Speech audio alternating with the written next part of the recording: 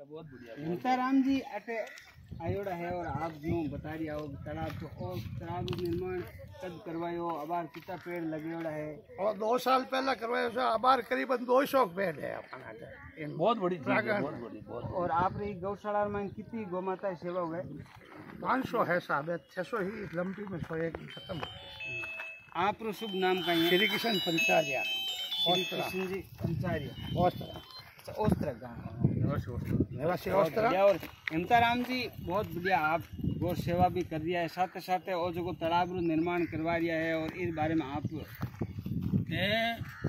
एक आरो मिशन देख और गया री सेवा देख मैं बड़ो खुश हूँ, बड़ो प्रभावित हूँ। गया री सेवा कृष्ण भगवान करी और गया री सेवा बलदेव करी और गया री सेवा जीता भी संत महापुरुष हुआ जाम्बो जी करी, गया छरावता गया री सेवा तेजे जी करी, गया री सेवा हड़बू जी फाबू जी करी। गाय एक ऐसो पशु है जो भारत महीने ई पशु बिना आदमी बच नहीं सके। ई पशु रो दूध है, दही है, घी है, छाछ है, राबड़ी है और है कई चीजा। राबड़ी की एडी एडी खोज होगी है बारे विदेशर महीने के राबड़ी अगर खा पी परो और अगर 48-50 डिग्री तापमान हुए तो ये आदमी राबड़ी पी परो और छाछ राबड़ी पी परो और वो गर्मी सहन कर सके। और गाय रो जो सब चीज काम आवे। अब आज कई वर्ष पहली जो घी दूध नदियां बहती थी और हमारा देश सोने की चिड़िया कहा जाता था। आज वो घी दूध की नदियां अभी नहीं है, घर घर में गाय होती थी।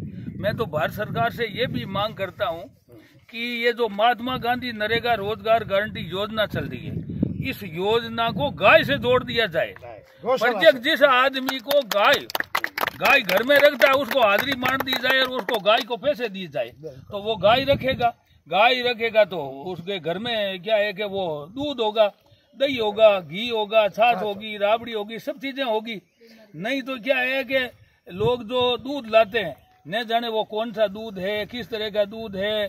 लोग जो ब्याह शादियों में मिठाइयाँ बनाते हैं मावा लाते हैं न जाने वो किस तरह का मावा है, किस तरह का घी है।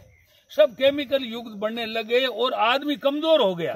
हमें तो ये चिंता हो रही है हमारा देश मजबूत तो तभी होगा जब गाय की सेवा होगी, गाय की सेवा होगी और घर घर गाय होगी और गाय का दूध घी काम में लेगा। जब हमारे देश में जो सैनिक है तो भी वो भी रक्षा करेंगे।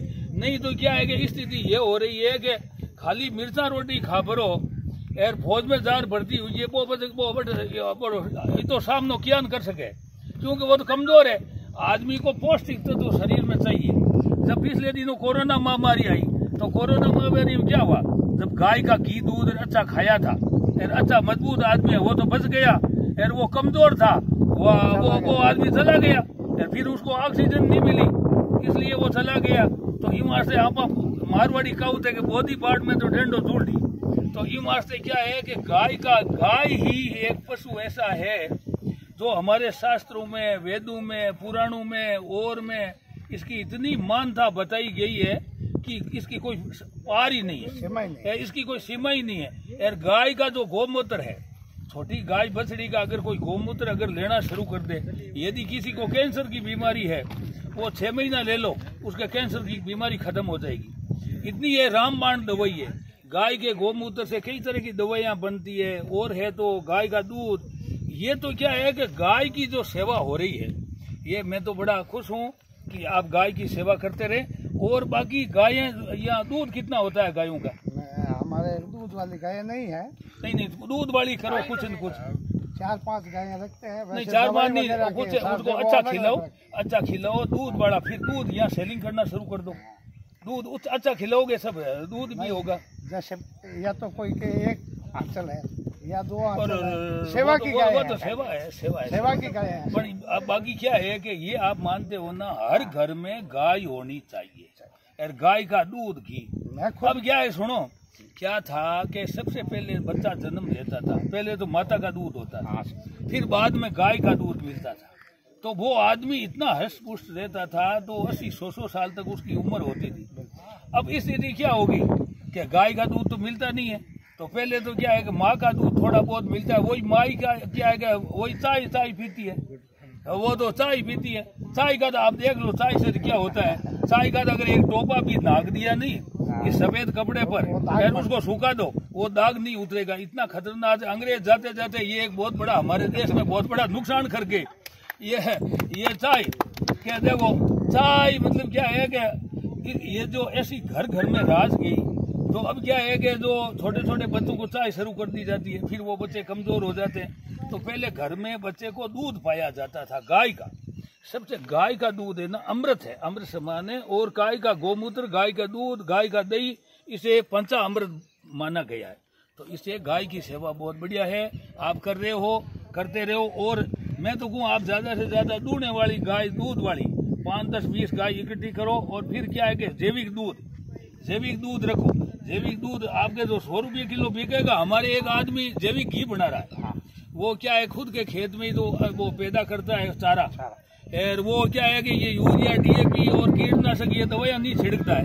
वो केवल क्या है कि वो जैविक घी तैयार करता है, और जैविक घी अमेरिका में भेजता है, सर्टिफाई कराया उन्होंने और कंपनियों से सर्टिफाइड करा करके अमेरिका में भेजता है, और वो 4000 रुपये किलो घी बिकता है।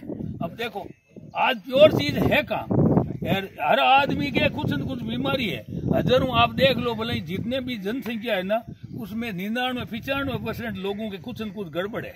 कुछ शरीर में दर्द हो रहा है, कुछ में कुछ हो रहा है, कुछ के खाना हजम नहीं हो रहा है, कुछ के कोई गैस की गड़बड़ है। हर आदमी का कुछ। देखो एक चीज है, मैं 73 साल की एज हो गई मेरी। मेरे पिताजी घर 40 गायें रखते थे। मैं 5वीं 6वीं में पढ़ता था, मेरी पढ़ाई छोड़वा दी, और हम 40 गायें रखते थे। मैं गायों की सेवा करता था, तो और मैं घी दूध की जो खूब खाता पीता, मक्खन खाता था। आज मैं 1 कुंटल की 1 बोरी उठा लेता हूँ। नहीं 73 साल का आदमी क्या कैसे उठाता है? बिल्कुल। तो इसलिए क्या है कि आदमी को खान पान अगर सही चीज नहीं मिलेगी, जो पौष्टिक आहार नहीं मिलेगा, अब तो क्या है कि जो हर चीज में क्या है कि जो केमिकल मिलावट आ रही है, कोई सी चीज हो। मैं आपको बताऊं कि हमारे क्या है कि मैंने मेरे जीवन में आज से 47 साल पहले मेरी एक दादी थी, 96 साल की।